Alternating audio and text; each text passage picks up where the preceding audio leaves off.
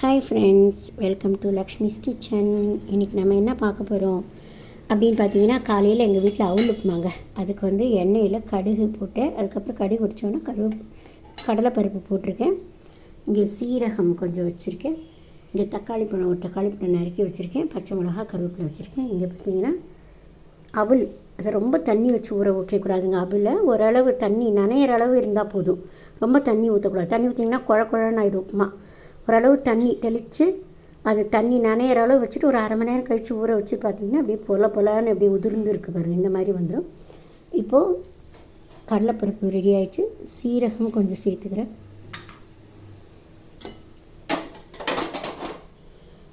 அப்புறம் சில பேர் வெங்காயம் போடுவாங்க. நான் இன்றைக்கி வெங்காயம் போடலைங்க. அதுக்கு பதிலாக பெருங்காயம் தான் போட போகிறேன். கருவேப்பிலை, பச்சை மிளகாய்,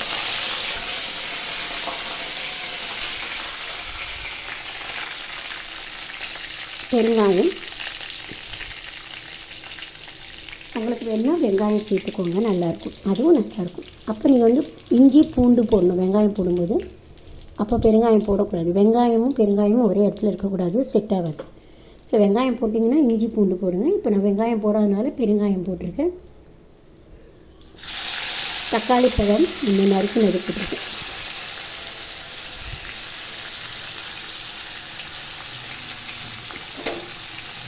இது நல்லா வதங்கட்டும்.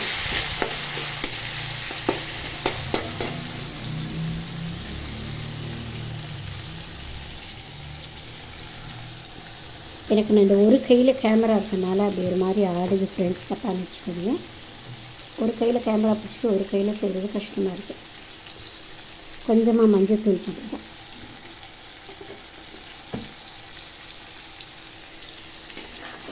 இதை ஒரு தடவை வதக்கிக்கலாம்.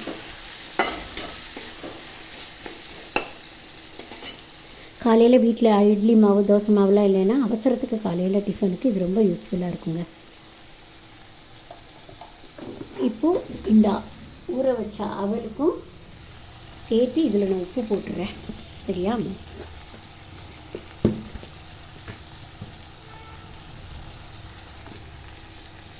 உப்பு அவளுக்கும் சேர்த்தே போட்டுருங்க. அவளுக்கு மட்டும் மொத்த உப்பையும் நான் அப்படியே போட்டுட்டேன்.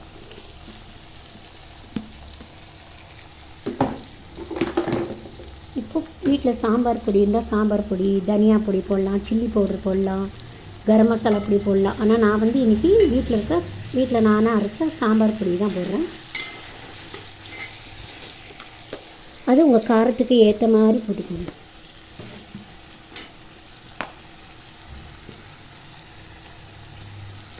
நான் ரொம்ப காரம் சேர்த்துக்காதனால கொஞ்சமாக போடுறேன்.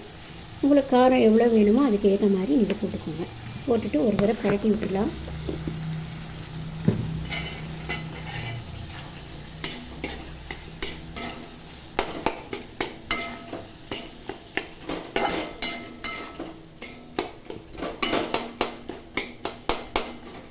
இந்த தக்காளி, உப்பு, இந்த குழம்பு பொடி எல்லாம் கொஞ்சம் நேரம் அந்த தக்காளியோடு கொஞ்சம் வதங்கட்டும் ஃப்ரெண்ட்ஸ். வெயிட் பண்ணுங்கள். இதுக்கு கொஞ்சம் எண்ணெய் ஊற்றினா நல்லாயிருக்கும். நான் நல்லெண்ணெயில் செய்கிறேன். நீங்கள் கடலெண்ணெய், சமையல் எண்ணெய் என்ன யூஸ் பண்ணுறீங்களோ அதில் செய்யுங்க, நல்லாயிருக்கும்.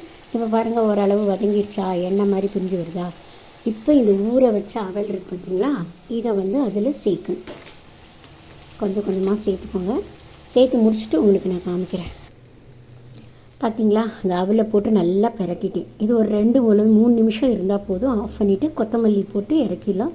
தக்காளி சாதம் மாதிரி தான் ஃப்ரெண்ட்ஸ், ரொம்ப சூப்பராக இருக்கும். காலையில் அவசரத்துக்கு பிரேக்ஃபாஸ்ட்டு ஈஸியாக இருக்கும்.